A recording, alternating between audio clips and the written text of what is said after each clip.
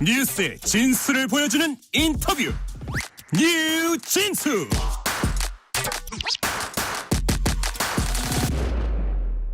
뉴스의 진수를 보여주는 인터뷰 뉴진수. 전공의들이 내일까지 복귀하지 않으면 사법 처리가 불가피하다는 게 정부 방침입니다. 이런 가운데 의료 현장에서는 환자들의 날선 비판 목소리도 커지고 있는데요. 세상을 읽어드리는 뉴스레터 K. 오늘은 이런 속보 상황에서 한 발짝 정도 물러나서 이번 사태의 근원적인 갈등 구조 그리고 수도권과 지역 의료 불균형의 해결 방법까지 한번 큰 그림을 그려보는 시간을 마련해 보겠습니다. 의사이자 경제학자이신 홍콩 과학기술대학교 김현철 교수 모셨습니다. 안녕하십니까? 네, 안녕하세요. 김현철입니다. 교수님, 일단 제가 한 발짝 물러나기 전에 한 두 발짝 물러났어요. 홍콩 지금 소속돼 있으니까 학교가 혹시 그 외신에서도 우리나라의 이런 지금 돌아가는 사태들 관심이 좀 있나요? 네. 제가 오늘 사실은 홍콩 차이나 모닝 포스트, 홍콩에서 이제 제일 유명한 신문사인데요. 연락을 받았습니다. 사실 한번 레포트 되기도 했고요. 좀 왜 이러고 있는지 좀 궁금하다. 설명 좀 해달라 이런 얘기 받았고요. 홍콩도 우리나라처럼 굉장히 의사의 사회적 지위와 소득이 높거든요. 아, 그래요? 네네. 그래서 이제 홍콩도 의사 수를 늘리고자 하는 노력들이 좀 있습니다. 그래서 이런 부분에서 궁금해 하더라고요. 네네. 그래서 외신 인터뷰 요청도 들어오고 외신들도 관심 많다라는 거 잠깐 말씀드렸고요. 저희가 사실 이번 이슈를 다루면서 정부 측 그리고 의료계 또 환자 어제는 또 피해 간호사분까지 각계의 목소리를 좀 들어봤습니다만 교수님 모신 이유가 직접 이해관계에서 어떻게 보면 약간 좀 떨어진 중립적인 시각에서 좀 더 구조적으로 살펴보면 좋겠다는 차원에서 모셔봤는데 교수님 생각은 좀 어떠세요? 지금 돌아가는 형국을 이렇게 보시면. 굉장히 좀 아쉽죠.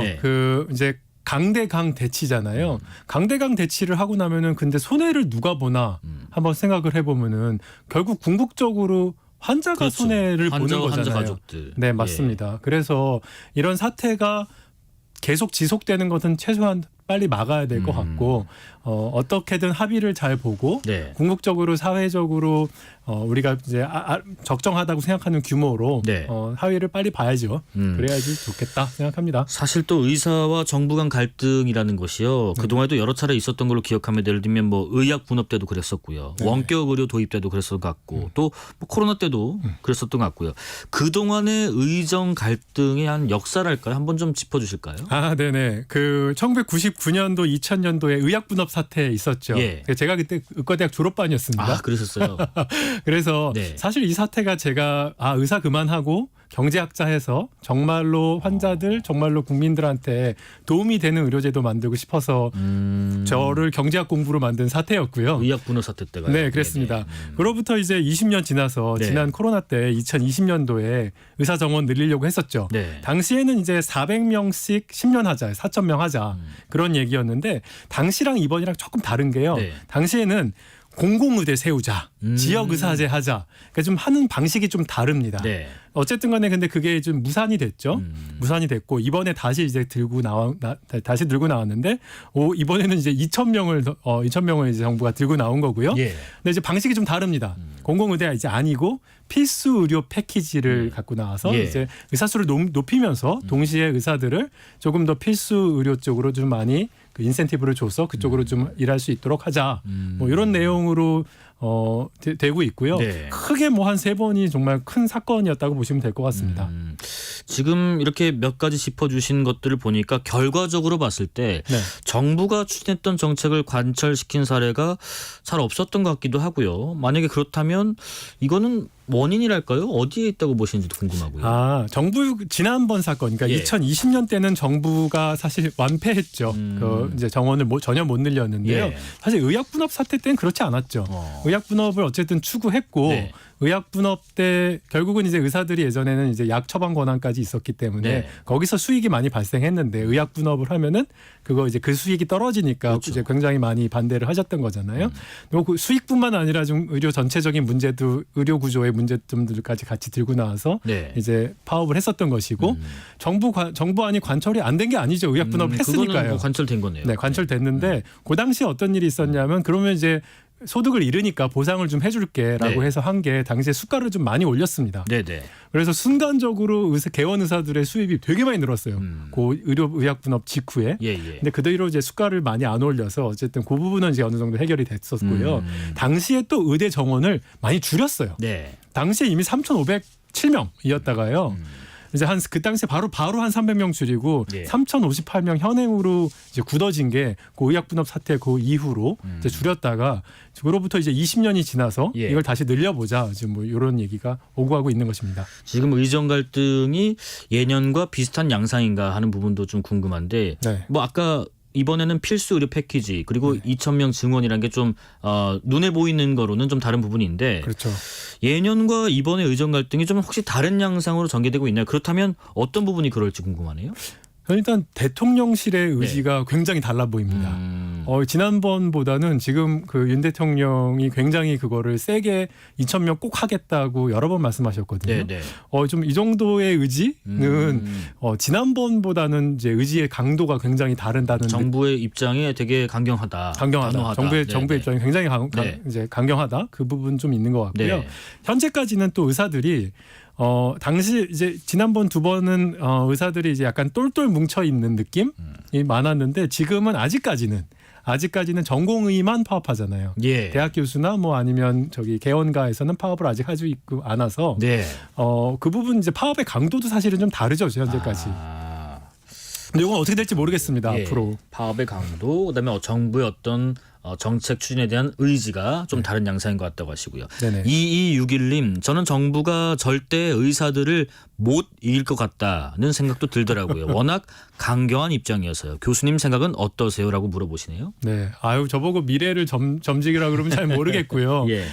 저는 그래도 이제 많은 제 동료 의사들 이제 뭐 동료 의사들도 있고 그래 분위기가 그래도 뭐 한 500명 정도는 받을 수 있는 거 아니냐라는 의견이 꽤 많아요. 실제로 이번에 뉴스에 나왔는데 그 삼성의료원 이제 교수님들이 이렇게 한번 투표를 해보니까 네네. 500명 정도는 되게 많은 수가 500명, 1000명 정도까지도 이건 수용할 수 있는 범위다라고 얘기하시는 거로 보아서 네. 예전처럼 이렇게 절대로 안 된다 뭐 이런 분위기는 아니라고 저는 생각하고요.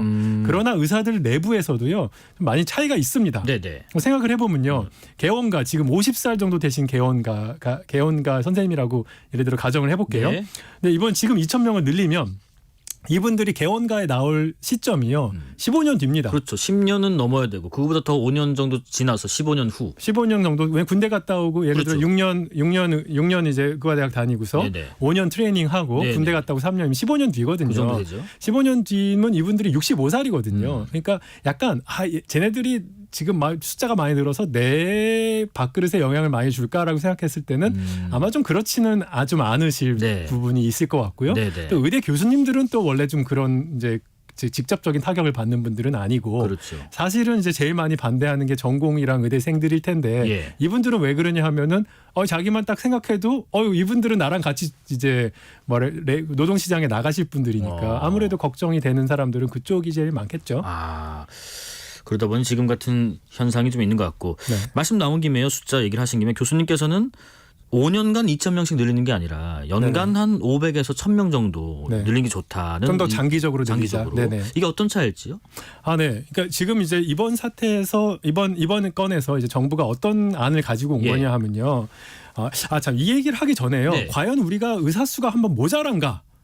네네. 좀 앞으로 모자랄 것인가에 네. 대해서 제 의견을 좀 말씀드리면요. 그냥 팩트를 좀 말씀드리면은 네. 지금 우리나라의 의사 수는요. 1,000명당 2.6명. OECD 평균은 3.7명. 네. 그래서 OECD 평균에서 굉장히 많이 모자라고 제일 낮은 나라에서 두 번째입니다. 예. 의사 수 자체는 모자랍니다. 그러니까 적습니다. 네. 그런데 우리나라 국민의 평균 외래 진료수 병원에 몇 번 가냐? 이게 1년 평균 15.7이고요. 네. OECD 평균이 5.7이에요. 예. 그러니까 우리나라 사람들은 병원에 다른 OECD 한 평균보다 3배 정도 가네요. 3배 가요. 저 OECD 2등이 일본이거든요. 예. 11.1입니다. 그럼 정리하면 어떻게 되나요? 의사 수는 OECD 기준으로 적은데 네. 병원은 훨씬 많이 가고. 그렇습니다. 현 상황이 그러네요. 네네, 형상이 그렇습니다. 예, 예. 그럼 이게 의사가 모자란 거냐? 애매한 점이 있는 거예요. 예. 이게 뭐냐면 의사들이 굉장히 약간 중노동을 하고 있는. 왜냐하면 보세요. 그 병원 가시면은 의사들이 다 9시에 문 열어서 예. 저녁까지도 진료하고 네. 토요일도 진료하고 네네. 되게 막 이제 열심히들 사신단 말이에요. 그러니까 그리고 또 이제 외래도 굉장히 효율적으로 보죠. 예, 예. 그러니까 우리나라 약간 박리담회를 하면서 어쨌든 간에 우리나라의 국민들이 의료 뭐 전문의 못 봐 이렇지 않거든요. 굉장히 잘 가고 지금 모자라는 거는 일부과 예. 굉장히 일부과에 있는 것입니다. 그런데 그러면은 이제 일부과는 일부과가 왜 모자라냐 했을 때 이제 필수 의료에서 많이 모자란다고 하잖아요. 예. 우리나라의 활동 의사 수가 지금 11만 명인데 11만 명. 네네. 미용 성형에 3만 명이 이래요. 11만 명 중에 3만 명이 미용 성형입니다. 예. 근데 성형외과 피부과 전문의 수가 몇 명이냐면요. 예. 현재 5천 명이에요. 예. 2만 5천 명 어디서 왔지? 이 상당수가 필수 의료 하시는 분들한테 넘어온 거예요. 근데 이게 왜냐? 예. 필수 의료 하시는 분들은 힘들어요. 엄청 잘 아시다시피 강도 높은 노동을 하면서 보상은 작은데 피부 미용을 하면은 쉽게 돈 많이 벌 수 있으니까 아니 인간이라면은 그런 유인이 있는 거죠. 그러니까 비교적 쉽게 이 말씀이신 것 같아요. 그럼요. 예, 그렇죠. 네, 뭐 폄하하고자 하는 전혀 아닙니다. 그러니까 내가 중노동해서 돈을 많이 못 벌고 눈치 보고 병원에서 그러느니 이렇게 하면 훨씬 상대적으로 쉽게 돈을 벌 수 있으면 예. 인간이면은 그렇게 반응을 합니다. 그래서 저는 이렇게 말씀드리고 싶어요. 지금 당장 의사 수가 막 모자란 거냐? 그거는 솔직히 아니다. 예. 하지만 의사의 배분이 잘못되어 있어서 이제 필수 의료에 의사가 모자란 거다. 이거 하나는 분명한 것 같고요. 네네. 두 번째로 그럼 의사가 더 많이 늘어야 되냐라고 말했을 때 저는 그럼에도 불구하고 의사가 늘어야 된다고 생각해요. 그건 왜냐하면 예. 필수 의료에 당장 사람이 갈 사람을 더 많이 의사 수를 늘려서 필수 의료를 해결하겠다 이게 아니라요. 네. 우리 인구 고령화 되잖아요. 네네. 그래서 이제 고령화 되면요. 나이가 이제 60세, 70세로 올라가면은 20, 30대에 비해서 이제 의료비를 뭐 한 2배, 3배 이상 쓰게 됩니다. 그렇죠. 그쪽 인구가 확 늘어날 거거든요. 그래서 이거를 대비하는 것으로 굉장히 필요하다. 이런 생각이 들고요. 예. 자, 여기까지 좀 말씀드렸는데 그러면 도대체 몇 명을 늘어야 되냐 예. 이런 얘기가 나오잖아요. 네네. 그래서 이제 KDI니 보사연이니 보건사회연구원이 이제 연구를 했습니다. 근데 이제 뭐 이 연구라는 게 많은 가정들을 해야 돼요. 완벽한 것이라고는 좀 미래 예측을 어떻게 완벽하게 합니까? 예. 근데 그게 15,000명이라고 이제 어느 정도의 컨센서스를 이루었습니다. 자, 그럼 여기서 우리가 15,000명을 이거에 뭐 가정들이 많아서 이게 맞다. 제가 이제 그걸 리뷰를 해보니까 그냥 상당히 타당한 이제 부분이 있습니다. 여러 가정들 중에서 그냥 일면 합리적으로 여겨지는 네. 그 부분을 좀 말씀해 주는 것 같아요. 맞습니다. 네네네. 그래서 15,000명을 저희가 일단 받는다고 쳤을 네. 때 그럼 15,000명을 늘리는 방안이 2,000명씩 뭐 7년 네. 늘리는 방안이 있고요. 1,000명씩 15년 늘릴 수도 있고요. 예. 500명씩 뭐 30년 늘릴 수도 있고 다양한 방안이 존재할 수가 있겠습니다. 네네. 그런데 제가 이제 제일 걱정하는 건 뭐냐 하면요. 자, 2,000명을 했다고 쳐요. 그러면 근데 필수 의료 패키지를 이번에 정부가 갖고 들어왔잖아요. 네. 이제 필수 의료 패키지를 하면 뭐 이제 그 지역 의료 강화하고 필수 의료 보장 세계 높이고 막 이러는데 이게 필수 의료가 성공하리라는 보장이 없어요. 필수 의료 패키지가. 예. 근데 2,000명 늘리는 건 뭐 늘어나는 건 확실하잖아요. 네네. 근데 이제 필수 의료로 의사들을 유인해서 이제 그쪽으로 보내려고 하는데 반응을 안 했다고 쳐보세요. 그럼 이제 어떤 일이 벌어집니까? 그러면 또 의사 수는 늘어났지만 말씀하신 것처럼 정말 필요로 하는 의사 쪽으로는 가지 않는 그런 거죠. 예. 그 미용 성형 의사만 15,000명 늘릴 가능성이 네. 존재하는 거죠. 아하. 근데 제가 보는 때는 이제 이거는 가장 비관적인 시나리오인데 네. 이런 상황이면은 국민들이 손해입니다. 뭐 어떤 분들은 피부 미용이 저렴해지면 좋잖아. 그렇게 말씀하시는데 예, 예. 이제 피부요 그거 어떻게 생각하셔야 되냐면 주식 투자하고 미래 투자할 돈 대신 피부 미용 쓸 가능성이 있거든요. 예. 이제 그래서 이제 전체적으로 봤을 때 저는 국가의 손해다라고 예. 말씀드리는데 네. 저는 그래서 왜 그 500명 내진 1,000명 사이에서 조금 더 장기적으로 늘리자고 얘기하냐 하면요. 예. 나중에 줄이기도 쉽지가 않을 거고요. 첫 번째. 이러면 또 뭐 정원 문제로 또 이렇게 또 싸우고 뭐 누구부터 줄여 뭐 이제 이런 문제 나올 것 같고요. 그럴 수 있죠. 네, 또 하나는 필수료 패키지를 도입을 했을 때 네. 지금 당장 성공하는지가 불분명합니다. 네네. 사실 이게 필수 의료가 부족한다고 우리가 안 지가 벌써 10년, 20년이 됐어요. 이 그동안 해결을 못했거든요. 예. 그러면 5년 안에 무조건 성공해야 되는 건데 이거 만약에 성공 못하면 아까 제가 말씀드린 최악의 시나리오가 가니까 네. 좀 그러지 말고 조금 천천히 올리면서 필수 의료 패키지의 성공을 꼭 눈으로 보자. 네. 이런 의미에서 제가 그렇게 말씀드렸습니다. 질문과 의견 좀 받아볼게요. 조승범님께서요. 네. 의사 수가 늘어나면 그 중노동이 좀 줄어들 수도 있는 것 아닌가요? 그럼 배분을 어떻게 합니까? 하셨는데 이거는 방금 설명을 일부 하신 것 같고. 네네. 이원택님께서요. 한국 의료 이용이 많다고 하셨는데 정말 해외에선 병원에 잘 안 가는 건가요? 교수님 체감으로는 어떠신지 하시네요. 맞아요. 하고 덜 갑니다. 네. 자, 그러니까 정리를 잠깐 해보면 핵심은 결국에 의사 수도 올리긴 올려야 되지만 네네. 적정한 의사 수를 놓고 좀 이견이 있는 것 같고 두 번째는 그 의사들이 지금 필수 의료라고 지금 얘기가 되고 있는 곳에 적절히 갈 수 있는 네. 그런 방향타가 혹은 인센티브가 메리트가 지금 정해져 있는가 그건 참 고민해 봐야 될 부분이라는 것 같은데 그러면은 교수님 10년 뒤에 교수님이 생각하시는 이상적인 형태는 어떤 모습이어야 합니까? 네네. 일단은 예. 그 우리나라 고령화 추세에 맞춰서 의료 서비스가 그 안정적으로 들어갈 수 있어야 되겠죠. 예. 그런 의미에서 저는 의사 수를 적절하게 그 올리는 것에 대해서 찬성하는 바이고요. 그러나 필수 의료 패키지가 정말 잘 작동해야 될 것 같고 이 문제가 너무나도 오랫동안 해결되지 않았는데 이 분배 문제 정확하게 해결이 돼야 될 것 같고요. 네. 또 하나는요. 우리나라에 정말 엘리트들이 엄청나게 의사가 되고 있죠. 예. 상위 0.1%가 많이 의과대학 가고 있는 구조는 사실은 나쁜 구조입니다. 예. 이게 왜 그러냐 하면요. 병원 산업과 아니면은 그 테크놀로지 기업 그러니까 다른 이제 예를 들어서 기술 기업들을 이제 기술 기업이라고 가정해 보면요. 기술 기업은요. 낙수 효과가 굉장합니다. 고용도 많이 창출되고요. 수출도 많이 하고요. 네. 뭐 국가의 위상을 높이죠. 근데 병원 산업이 낙수 효과가 얼마나 되나요? 병원 산업은 우리나라 5대 정말 5대 병원이라 할지라도 뭐 고용은 좀 그래도 어느 정도 하지만 이 기술 기업에 비해서는 비할 게 아니고요. 네네. 그다음에 국부에 미치는 영향이 엄청나게 다른 거거든요.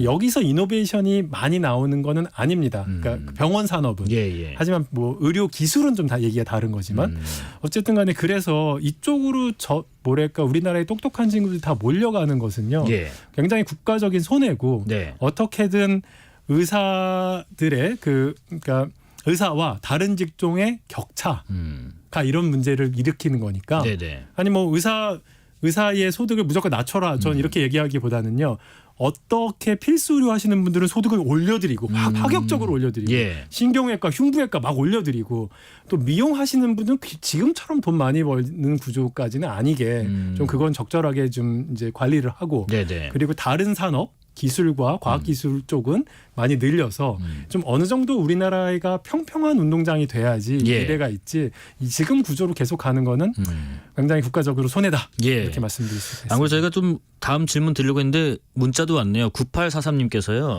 의사도 교사처럼 지역별로 선발하는 방안도 좋지 않을까요? 지역 의사제에 대한 의견도 어떠신지 궁금합니다 하시는데 지금 정부는 지역 인재 전형 비율을 높인다는 정책도 내놨는데 지역 의사제에 대한 의견 한번 들어보겠습니다. 지역 의사제를 어떻게 정할지 모르겠는데요. 전라남도 출신이 전라남도에 있는 의과대학 졸업한 다음에 전라남도에서만 살게끔 하는 건 전 찬성하지 않습니다.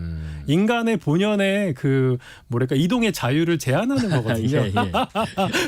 이제 그런 좀 과도한 거 아니라요. 지금 저는 정부 패키지 좋다고 봅니다. 왜냐하면요. 지역에 있는 의과대학에서요. 예를 들어 전남대 의대에서 전라도 출신을 많이 뽑을 수 있게 도와주면요. 그 친구들은 서울 출신보다 훨씬 더 전남에 남을 확률이 높아요. 이제 여전히 인간의 자유는 보장해 주되 이렇게 말하자면은 정부는 넛쥐를 해야지 부드럽게 개입해야지. 야, 넌 여기서 살아. 당신은 여기서 무조건 근무해. 이게 제가 공공의대를 반대한 이유거든요. 저는 공공의대 때는 확실한 반대를 했습니다. 이건 작동 안 한다. 인간의 본연의 욕망과 의지를 너무 꺾으려고 하지 말자. 뭐 그런 말씀 드릴 수 있겠습니다. 자, 0057님. 저는 오늘 모 대학병원에서 진료를 받았는데요. 12시 반에 예약을 하고 갔는데도 1시 반 넘어서 진료를 받았고 진료 시간은 단 2분이었습니다. 진단 비용 3만 원. 17년째 다니고 있는데 항상 이런 양상이네요. 의사 숫자를 많이 늘려서 질 좋은 의료 서비스를 받고 싶어 하시는데 사실 0057님만의 경험이 아니라 저도 그렇습니다. 저도 이런 경험 많거든요. 네네. 잠깐 1분 30초 네네. 이렇게 보시고 나가는데 네. 비용은 저렇게 나오고 하는 측면이 있는데 지금 이런 질문 좀 드려보고 싶어요. 현재 지금 의료 공백 상황 그리고 정부와 전공의들 간의 대치 상황 그리고 환자들 입장에서의 어떤 피해들 네. 경제학적인 측면에서 지금의 대립은 어느 정도의 손해를 감수하고 있는 겁니까 우리가? 꼭 숫자로 수치화를 하지 않더라도요. 예정에 없던 질문이고 네. 굉장히 어려운 질문인데요. 이 과정을 통해서 적절한 의사 수를 늘릴 수 있다면 네. 뭐 궁극적으로는 좋은 과정이지만 성장통이지만 예. 환자들의 손해들은 추계 어느 정도 사실 되게 어렵습니다. 얼마나 파업을 했느냐에 따라서 굉장히 다를 거고요. 네, 네. 사실 뭐 파업이 우리나라 의사들만 하지는 않거든요. 네, 네. 지금 뭐 영국 전공의들도 파업하고 있고요. 근데 파업의 강도와 범위에 따라 되게 달라질 겁니다. 예. 아니 뭐 저는 응급실 문 닫고 암 환자 치료 안 하고 저는 이거는 무책임한 거라고 생각하고요. 예. 하지만 그럼에도 불구하고 꼭 필수적이지 않았던 의료들 있잖아요. 네. 우리나라는 사실 의료 진료 과소비 국가예요. 아까 말씀드렸잖아요. 15.7회. 15.7. 예. 그 OECD 평균 5.7회. 우리는 조금만 아파도 막 병원 가는 건데 이런 것들은 뭐 이런 부분에서는 좀 파업하셔도 저는 뭐 그 의사들의 권리라 저는 생각합니다. 자, 그리고 정부가 이번 의사 증원을 정말 마지막 기회로 보고 네. 대통령이 진두지휘하면서 관철시키겠다는 의지를 좀 분명히 하고 있는 것 같은데 네네. 현 정부의 이런 강경 정책 추진 방향은 아무래도 그동안 네네. 의정 갈등의 경험을 바탕으로 했던 것 같은데 네. 어떤 의견이세요? 저는 조금 이렇게 정부는 의사를 이길 수 없다. 뭐 이런 얘기를 지금 하잖아요. 네네. 어려운 질문이고요. 예. 저는 조금 그 대통령실과 그 보건복지부가 조금 역할을 좀 나눴었으면 좋지 않겠나 이런 생각을 좀 했습니다. 같은 정부가 아니고요. 네네. 그러니까 예를 들어 보건복지부 장관이 2,000명 하겠습니다. 예. 그러면 이제 의사협회에서 이제 많이 이렇게 좀 반대를 하고 네. 그때 이제 대통령이 나와서 그래 2,000명은 좀 많았던 것 같다. 좀 2,000명씩 5년 7년이 아니라 1,000명씩 10여 년으로 가자. 이렇게 네. 좀 중재를 해주셨으면 가장 좀 예쁜 그림이 아니었을까. 뭐 지금 와서는 이제 그렇게 생각하는데요. 예.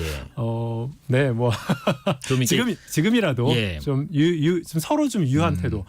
지금 뭐 의사들 중에서 절대로 반대한다? 저는 그거는 굉장히 좀 그러니까 절대로 모든 정부 정책 다 반대하겠다. 필수 의료 패키지 굉장히 제가 봤을 때는 이제 합리적인 건데 그것도 반대하고 그러는 거는 좀 말이 안 되는 것 같고요. 너무 정부 측에서도 강경 일변도로 하시는 것보다는 왜냐면 또 그렇게 막 처벌하겠다 그러면요. 예.